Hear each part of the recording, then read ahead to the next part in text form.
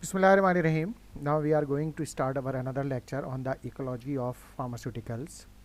where we have discussed different parts and control of different environment, chemicals, raw material, and now buildings. How we can take care about the buildings, the manufacturing, its fabrication, how it can protect the pharmaceutical product from contamination and thereafter from spoilage. Now, first of all, how the walls and ceilings should be in pharmaceutical industry.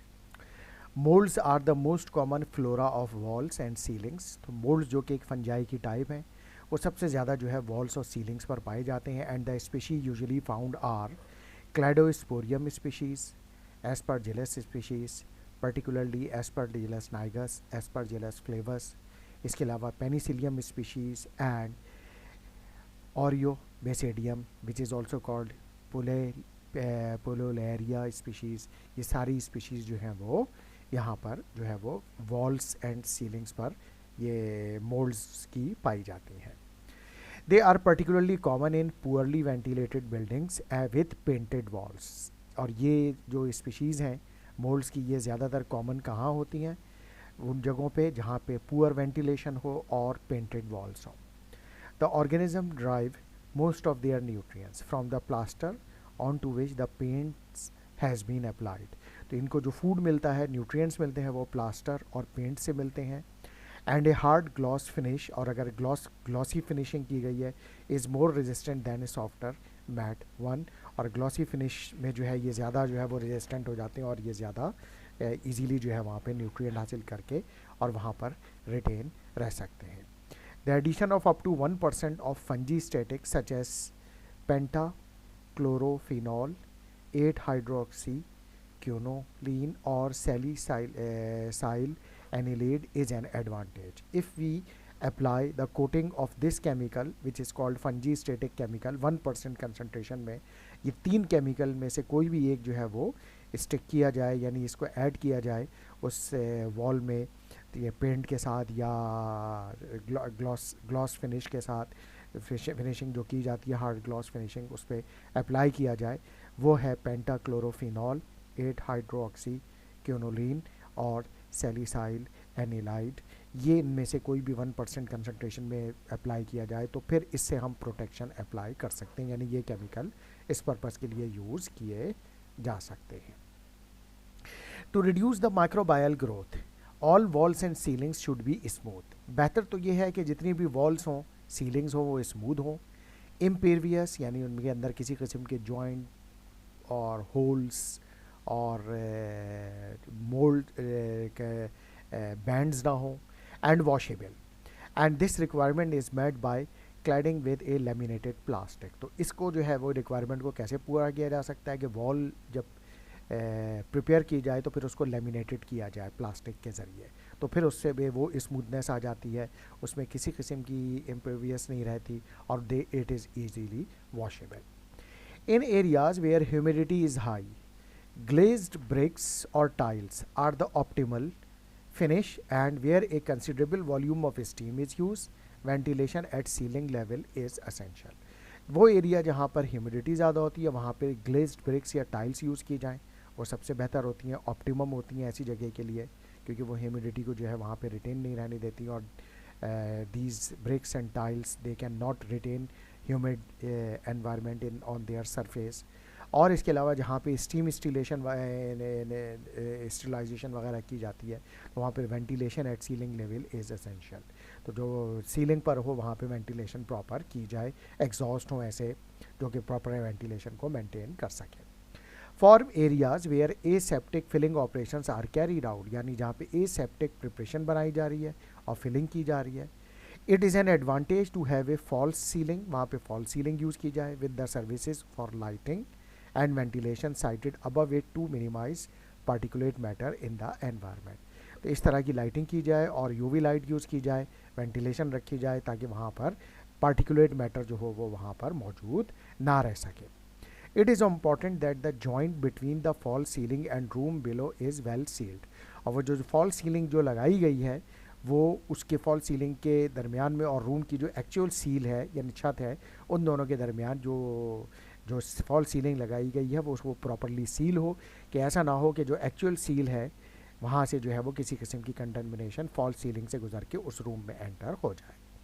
To aid cleaning, all electrical cables and ducting for other services should be installed deep in cavity walls where they are accessible for maintenance but do not collect dust. तो वहाँ पर जो electric supplies हैं,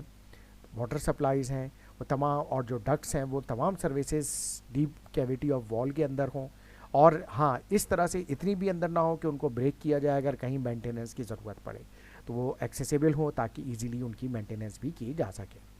All pipes that pass through the walls should be sealed flush to surface. और जो भी pipes wall से गुजर रहे हैं they should be sealed flush to the surface, और वो सरफेस पर आ रहे हों. ये थी walls and ceiling. Now floors and drains. To minimize microbial contamination, all floors should be easy to clean,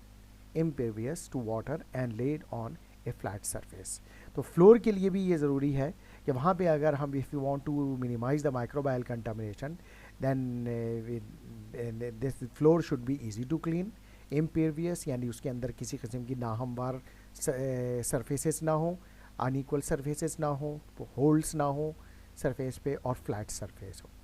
in some areas it may be necessary for the floor to slope towards a drain, और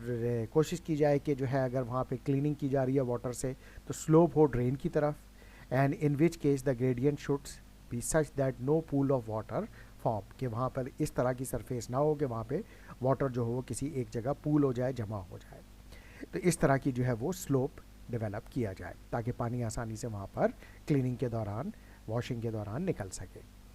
any joints in the floor necessary for expansion should be adequately sealed, और अगर वहाँ पर floors में किसी किस्म के joints हैं तो उनको भी एडिक्वेटली प्रॉपरली सील किया जाए कि वहाँ से किसी किस्म की जो है वो एक तो ये कि वो क्लीनिंग में आसानी रहे और वहाँ पर किसी किस्म की जो कंटामिनेशन हो वो डेवलप ना हो पाए और डस्ट वहाँ जमा ना हो.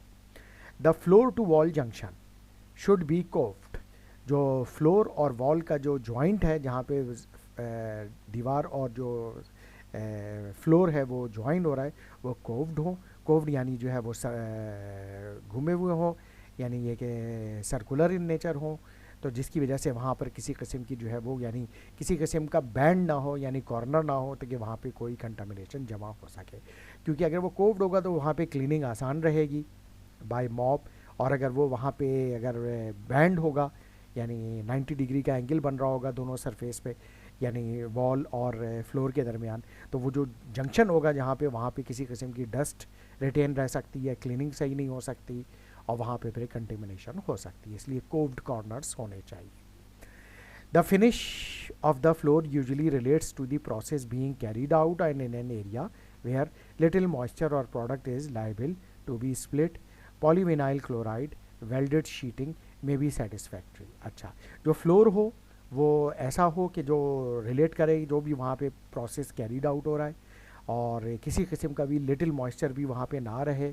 और product is liable to be split यानी वहाँ पे प्रोडक्ट जो है वो फिर ब्रेक हो सकती है. तो फिर कोशिश की जाए कि फ्लोर ऐसा हो कि उस पर पॉलीविनाइल क्लोराइड यानी पॉलीविनाइल जो है वो सर्फेसिंग की जाए, वेल्डेड शीटिंग लगाई जाए यानी पॉलीविनाइल क्लोराइड की शीट्स लगाई जाएँ जो आपस में जुड़ी हुई हों, उनमें जोड़ जो है वो नज़र ना आए. बट इन वेट एरियाज़, जहाँ पे वेट एरियाज़ हों, where frequent washing is necessary, जहाँ पे बहुत ज़्यादा वॉशिंग की भी ज़रूरत पड़ती है, ब्रिक टाइल्स वो यूज़ की जा सकती हैं. बट अगेन सील्ड कॉन्क्रीट और a hard ground and polish surface like terrazzo is superior. तो वहाँ पे सील्ड कॉन्क्रीट भी लगाया जा सकता है, हार्ड ग्राउंड और polish surface like terrazzo is superior. तो इस तरह से जो है इन सरफेसेस को यूटिलाइज किया जा सकता है यानी डेवलप किया जा सकता है. अच्छा, अब सवाल ये पैदा होता है कि ये टेरेजो सरफेस क्या होती है. टेरेजो सरफेस बिल्कुल स्मूथ सरफेस होती है, जैसे हम मार्बल लगाते हैं, ग्रेनाइट लगाते हैं इस तरह से, या हम जो है वो फ्लोरिंग इस तरह की करते हैं कि उस पर ग्लास हो जो कि बिल्कुल क्लीन किया जा सकता हो, कि यानी इतना स्मूथ हो, बिल्कुल स्मूथ ग्लास हो उसके सरफेस पे, या फिर मार्बल यूज़ किया जाए जिसमें किसी किस्म की भी जो है वो होल्स ना हो और इतना स्मूथनेस हो उसमें, तो उस तरह की सरफेस को जो है हम टेरेजो सरफेस कहते हैं। तो इस तरह का फ्लोर हो तो वो सबसे बेस्ट होता है, जहाँ पर फ्रीक्वेंट वॉशिंग की ज़रूरत पड़ती है। इसके बाद है हमारे पास इन एरियाज़ वेयर एसिड और अल्कलाइन केमिकल्स और क्लीनिंग फ्लूइड्स आर अप्लाइड। तो ऐसी सरफेसेस जहाँ पर हम केमिकल्स यूज़ कर रहे हैं, are applied a resistant sealing and joining material must be use. तो वहाँ पर दो चीज़ों का ख्याल रखना है कि एक तो ये कि जो सरफेस जो है, जो फ्लोर है, उसके जॉइंट्स सील्ड हों, और फिर ये कि they should be, the floor should be resistant to that chemical, यानी वो अल्कलाइन सब्सटेंस या एसिड्स हैं या क्लीनिंग सब्सटेंस हैं, तो उससे जो है वो डैमेज ना हो वो surface. Where floor drainage channels are necessary, जहाँ पर ड्रेनेज चैनल यानी नालियाँ ज़रूरी हों, they should be open if possible, shallow and easy to clean. तो वो ओपन भी की जा सकती हों और फिर वो ऐसी ईजीली एक्सेसिबल हों कि उनको आसानी से क्लीन भी किया जा सके। Connections to the drain should be outside areas, और जो ड्रेन्स जो जा रही हो वो आउटसाइड एरिया हो। Where sensitive products are being manufactured, यानी ऐसे एरिया से दूर हों जहाँ पर सेंसिटिव प्रोडक्ट्स तैयार की जा रही है। Air where possible, drains should be avoided in areas where aseptic operations are being carried out. और ख़ास तौर से वो जगह जहाँ पे स्टीराइल प्रोडक्ट बन रही हैं एसेप्टिक एनवायरनमेंट में, वहाँ तो ड्रेन्स को जितना अवॉइड किया जा सके, यानी नालियों को, उतना ज़्यादा बेहतर है। If this can not be avoided, यानी अगर ज़रूरी हो वहाँ पर ड्रेन्स भी, they must be fitted with effective traps. ऐसे ट्रैप्स हों वन साइडेड, जैसे वेल्व होते हैं कि वन साइडेड वाटर जा सके, वापस ना आ सके।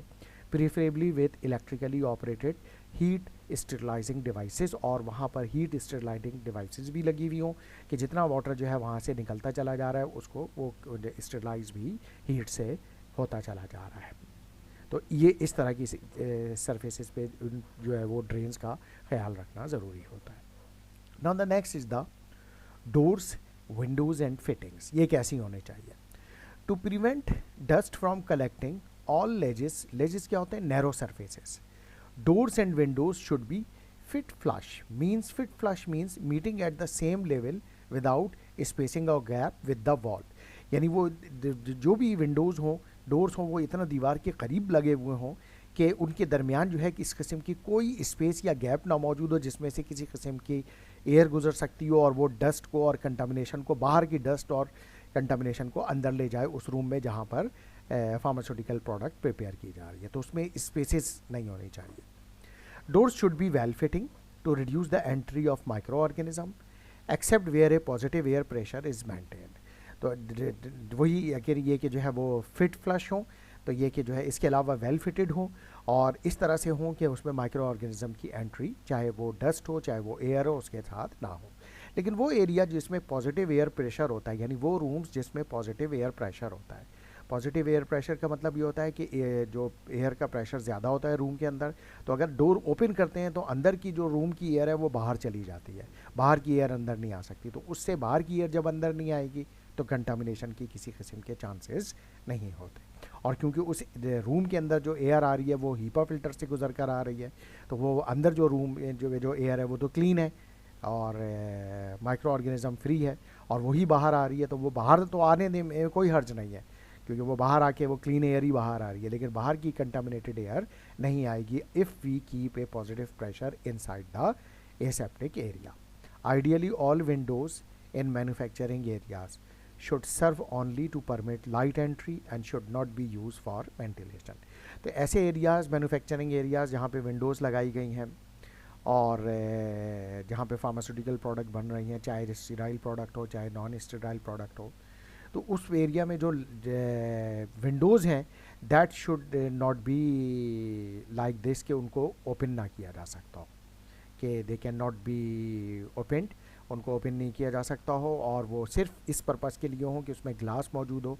यानी उसमें से लाइट आ सकती हो, लाइट एंट्री के लिए, यानी सनलाइट हो गई, बाहर की लाइट हो गई, वो एंटर हो सकती हो, एयर किसी किस्म की उसमें नहीं आ सकती हो, यानी बिल्कुल सील्ड विंडोज़ होनी चाहिए वो।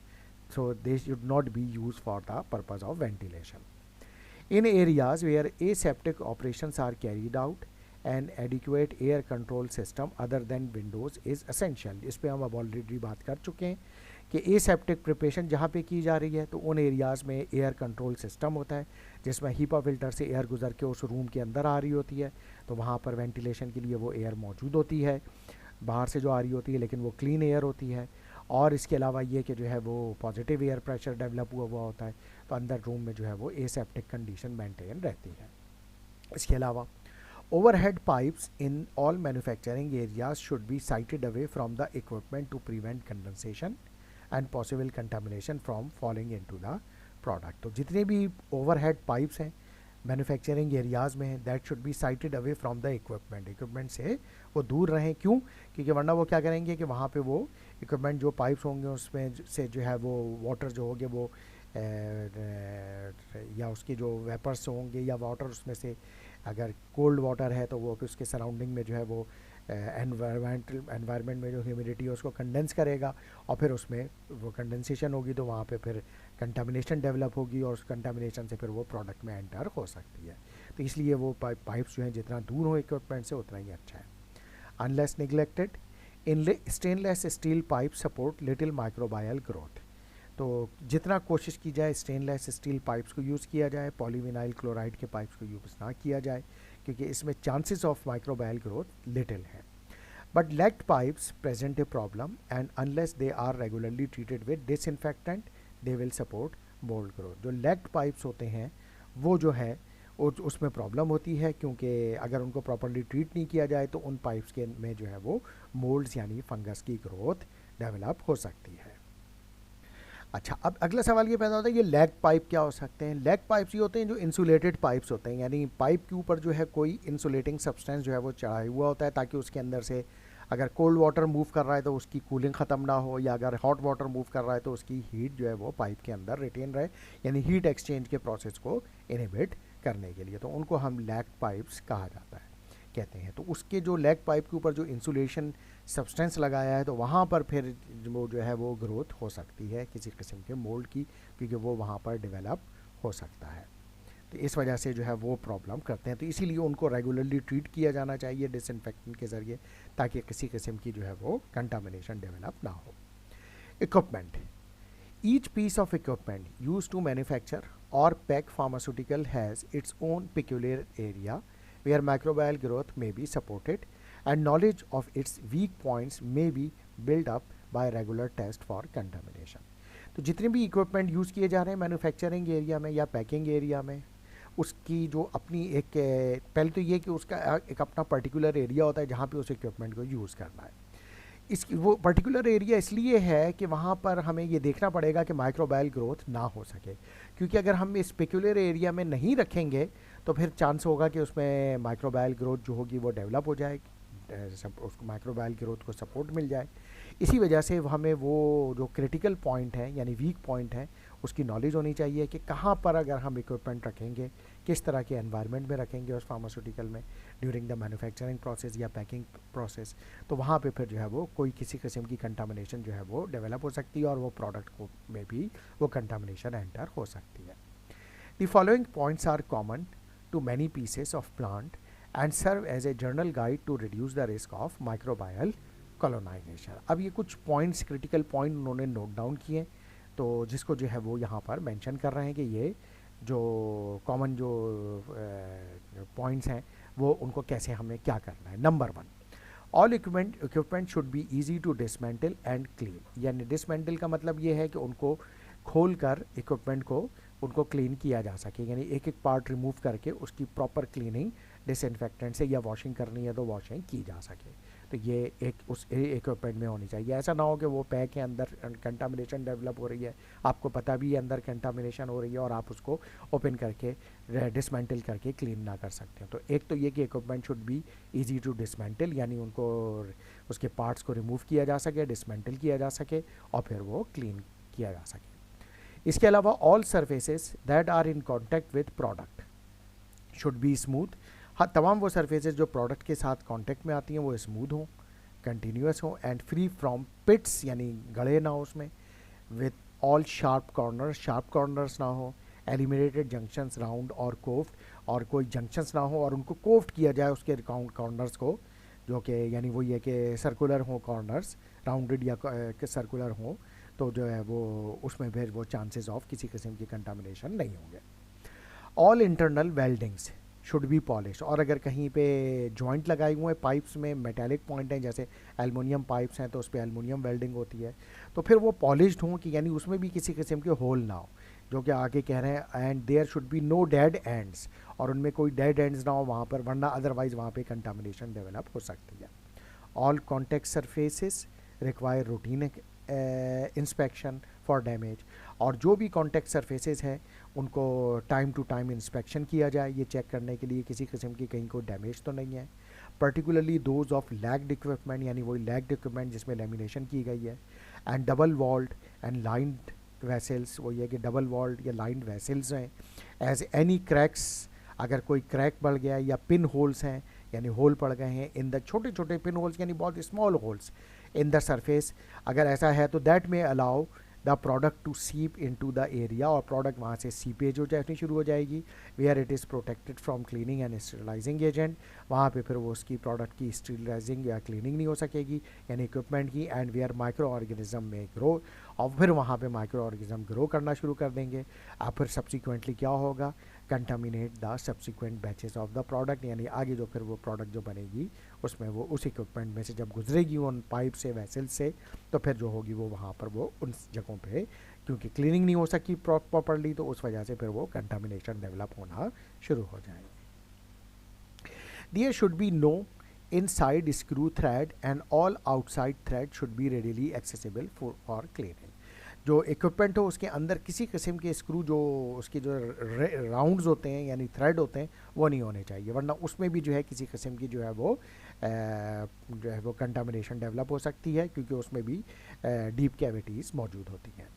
इसके अलावा coupling nuts on all pipe works and valves should be capable of being taken apart and clean, और बहरहाल जो भी उसके अंदर नट्स और स्क्रूज यूज़ किए जा रहे हैं पाइप वर्क में या वेल्व्स में, उसको रिमूव भी किया जा सकता हो इक्विपमेंट से, यानी कि डिसमेंटल किया जा सकता हो और फिर उसको क्लीन करके दोबारा लगाया जा सकता हो। एजिटेटर ब्लेड्स जो यूज़ हो रहे हैं अगर उसमें, and the shaft should preferably be of one piece and be accessible for cleaning, तो जैसे मिक्सर्स होते हैं जैसे उसमें ब्लेड्स एंड शाफ्ट्स होते हैं, ग्रैन्युलेटर्स में होते हैं ब्लेड्स एंड शाफ्ट्स, इसके अलावा मिक्सर्स में होते हैं जैसे हम बात की, इसके अलावा ब्लेड्स एंड शाफ्ट जो होते हैं वो ऑटोक्लेव कुछ ऑटोक्लेव में होते हैं क्लीनिंग यानी हर तरफ प्रॉपर स्टरलाइजेशन के लिए, और इसके अलावा जो है वो जो इनक्यूबेटर होता है जिसके अंदर जो है वो फर्मेंटर जो होता है उसके अंदर भी होते हैं। If the blades are bolted onto the shaft, the product may become entrained between the shaft and blades and support microorganism, यानी अगर ब्लेड्स और शाफ्ट में बोल्ट्स लगे हुए हैं, नट बोल्ट्स लगे हुए हैं, तो फिर क्या होगा कि वो क्योंकि एक ही पार्ट नहीं होगा तो उस जगह पे जो है वो चांसेस हो सकते हैं कि माइक्रो ऑर्गेनिज्म जो है वो उसकी ग्रोथ हो जाए, क्योंकि वो एक इस जॉइंट होगा, उस जॉइंट में क्योंकि स्पेसेस होंगी, उस स्पेस में जो होगा माइक्रो ऑर्गेनिज्म ग्रो कर सकता होगा। इसलिए क्या है बेटर ये है कि ब्लेड्स और शाफ्ट एक ही जो है वो इक्विपमेंट हो यानी उनमें जॉइंट्स ना हो। If the shaft is packed into a housing and this fitting is within a manufacturing vessel, it also may act as a reservoir of micro organism, यानी शाफ्ट को जब पैक किया गया फिर उसको लाया गया मैन्युफैक्चरिंग एरिया में, फिर उसको ब्लेड के साथ जब जोड़ा गया तो पता चला उस जगह पे वो जो जॉइंट था जहाँ से जोड़ा गया है दोनों को, वहाँ पे reservoir of micro organism develop हो गया। इसके अलावा mechanical seals are preferable to packing boxes, तो मैकेनिकल सील्स लगाई जाए पैकिंग बॉक्सेस पे, as packing material is usually difficult to sterilise and often require a lubricant which gain access to the product, so the product must also be protected from lubricant use on other moving parts. तो इसी तरह से mechanical seals लगाई packing boxes में क्या किया जाए कि उसमें जो है वो मैकेनिकल सील्स लगाई जाएँ, ख़ास तौर से लुब्रिकेंट जो होते हैं वो उसमें मूव कर सकते हैं गेन टू द प्रोडक्ट, तो उस वजह से जो है वो फिर वहाँ उसमें वो कंटामिनेशन आ सकती है, तो उसके लिए अगर मैकेनिकल सील्स लगा दी जाएँ तो वो सबसे बेहतर होती हैं और उससे वो प्रोडक्ट को कंटामिनेशन से बचाया जा सकता है। इसके अलावा वेल्व्स हैं, valves should be of sanitary design, sanitary design यानी all contact parts must be treated during cleaning and sanitation, यानी इस तरह से सैनिटरी यानी उनकी डिज़ाइनिंग इस तरह से हो कि वहाँ पे क्लीनिंग और सैनिटेशन यानी क्लीनिंग के प्रोसेस करें तो हर जगह क्लीनिंग डिसइंफेक्टेंट हो गया या वाटर हो गया वो पहुँच सके। And wide variety of plug type valves are available for general purpose use. Plug type यानी जिनको ईजिली रिमूव किया जा सकता हो, जैसे प्लग होता है ना उसको हम लगा देते हैं फिर वो रिमूव भी किया जा सकता है यानी डिसमेंटल भी किया जा सकता है। For aseptically manufactured and filled product valves fitted with the steam barriers are available. वहाँ पे जो एसेप्टिक मैन्युफैक्चरिंग जहाँ हो रही है, फिलिंग की जा रही है प्रोडक्ट के लिए, तो वहाँ पे वेल्व्स फिट जो होते हैं वो स्टीम बैरियर के साथ होते हैं ताकि वो जो भी प्रोडक्ट जा रही है वहाँ पे वो स्टीम से गुजर के जा रही हो और वहाँ पे वो क्लीनिंग यानी माइक्रो ऑर्गेनिज्म की कोई रिमूवल हो रही हो। If diaphragm valves are use, अगर डायफ्राम वेल्व यूज़ हो रहे हैं, it is essential to inspect the diaphragm routinely for any contamination, यानी अगर उसमें किसी किस्म की कोई डैमेज है, कंटामिनेशन के चांस है, डस्ट है, तो फिर उस वेल्व को रिमूव कर दिया जाए, चेंज कर दिया जाए। वो आगे वही बात आ रही है वॉर्न डायफ्राम्स यानी जिसमें किसी किस्म का कोई टूट फूट हो, खराश आ गई हो, कैन परमिट सीपेज, उसमें सीपेज आ सकती है of the product into the seat of the valve where it is protected from cleaning and sterilising. अब अगर वहाँ पे जो है वो वॉर्न एरिया होगा यानी किसी किस्म की खराश होगी तो फिर वो क्लीनिंग और स्टेरिलाइजिंग के प्रोसेस से नहीं गुजर सकेगी and may act as a growth medium for micro organism, और फिर वहाँ पर वॉर्न डायफ्राम में किसी किस्म की माइक्रो ऑर्गेनिज्म की ग्रोथ हो सकती है। In addition if diaphragm valves are use in very wet area, और डायफ्राम वेल्व अगर बहुत वेट एरिया में यूज़ किए जा रहे हैं, a purpose made cover may be useful to prevent excess of water and potential microbial growth occurring under the diaphragm। तो उस जो डायफ्राम के ऊपर जो है इस तरह के जो है वो कवरिंग इस्तेमाल की जाए जो इसी पर्पज़ के लिए डेवलप किए जाए, तो ये ताकि उसके ऊपर से जो है वो वाटर जो है वो अगर गुजर रहा हो तो वो उस डायफ्राम के साथ एडहेयर ना हो, ताकि क्योंकि अगर वो एडहेयर हो गया तो फिर वो चांसेस हो सकते हैं कि वहाँ पे किसी किस्म की माइक्रोबायल ग्रोथ हो सकती है, तो इसलिए जो है उसके ऊपर कवरिंग ज़रूरी होती है। All pipelines should slope away from the product source and all process and storage vessels should be self-drained। तो जितनी पाइपलाइन हो वो स्लोप हो, प्रोडक्ट से दूर हो, प्रोडक्ट सोर्स से दूर हो, और स्टोरेज वेसल्स जो हों शुड बी सेल्फ ड्रेन, और आसानी से उसमें से पानी बहकर आगे निकल जाए, सेल्फ ड्रेन हो जाए। Run of valves should be used as near to tank as possible and sampling through them should be avoided। Run of valves यानी जिसमें ऑटोमेटिकली पानी जो है वो एक साइड पे तेज़ी से टैंक्स में चला जाए, वहाँ से दूर चला जाए, और फिर उसमें से हम सैंपल भी लेके ये चेक कर सकते हो। Sampling them through them should be avoided, और उस जगह पे जहाँ पे ये मैन्युफैक्चर हो रही है वहाँ पे सैंपल ना ले, चेक करने के लिए उसमें माइक्रो ऑर्गेनिज्म की ग्रोथ हो है या नहीं है, टैंक से हम सैंपल ले सकते हैं। इसके अलावा as any nutrient left in the valve may encourage microbial growth which could contaminate the complete batch, और अगर क्या होगा वेल्व में किसी किस्म की न्यूट्रिएंट मौजूद होगा तो फिर वो माइक्रोबायल ग्रोथ को जो है वो सपोर्ट करेगा और उससे प्रोडक्ट भी कंटामिनेट हो जाएगी। सो ए सेपरेट सैम्पलिंग कॉक और हैच इज़ प्रेफरेबल, तो उसके लिए अलग से जो है वो सैम्पलिंग के लिए अलग से उसका कोई कॉक या हैच मौजूद होना चाहिए अगर हम ले रहे हो, बट प्रेफरेबली यही है कि it should be outside from the aseptic area. If a vacuum exhaust system is used to remove air or steam from a vessel, it is necessary to clean and disinfect all fittings regularly। तो अगर vacuum exhaust system use कर रहे हैं किस purpose के लिए, remove the air या फिर स्टीम फ्रॉम द वेसल, तो फिर उस जो वेसल है या वो वैक्यूम एग्जॉस्ट सिस्टम है उसकी भी क्लीनिंग के लिए नेसेसरी है, यानी टाइम टू टाइम क्लीनिंग की जाए और फिर उसको यानी डिसमेंटल करके क्लीन किया जाए और दोबारा फिट किया जा सकता हो। दिस प्रिवेंट्स, उससे फ़ायदा क्या होगा इस proper time to time cleaning से, prevent residues which may be drawn into them from supporting microbial growth, क्योंकि उसके अंदर अगर किसी किस्म के कोई प्रोडक्ट रेजिड्यू या कंटामिनेंट मौजूद होंगे या वाटर मौजूद होगा तो वो फिर माइक्रो ऑर्गेनिज्म ग्रोथ को सपोर्ट करेगा, और अगर हम इस तरह से टाइम टू टाइम उस फिटिंग्स को ओपन करके उसकी क्लीनिंग कर रहे हैं तो ये माइक्रो ऑर्गेनिज्म की ग्रोथ नहीं हो सकती। इसी वजह से which may later be return to the vessel in the form of condensate and contaminate subsequent batch of the product. If air is bleed back into the vessel it should be passed through the sterilizing filter। तो वो यही बात बता रहे हैं कि अगर वहाँ पे अगर हमने वेसल की cleaning time to time remove करके नहीं की तो वो बैक करके कंडेंसेट करके वहाँ पे वाटर जमा होगा, माइक्रोबायल ग्रोथ होगी, फिर वो बैच को भी डिकम्पोज करेगा। इसके अलावा अगर एयर वहाँ पे यूज़ की जा रही है उस चैम्बर में, जिसमें अगर हम जैसे स्टीम स्टरलाइज़र होता है या फर्मेंटर होता है, तो फिर उसमें जब भी एयर दोबारा गुजारी जा रही है तो उसको पहले स्टरलाइजिंग चैम्बर से यानी स्टरलाइजिंग फ़िल्टर से गुजारना ज़रूरी होती है। इसके अलावा if any filter or straining bags made from natural products such as canvas, muslin और पेपर आर यूज, तो एंड किसी किस्म अगर जो फ़िल्टर यूज़ किए जा रहे हैं या स्ट्रेनिंग बैग्स यूज़ किए जा रहे हैं और वो नेचुरल प्रोडक्ट से बनाए गए हैं लाइक कैनवस, मसलिन या पेपर्स आर यूज,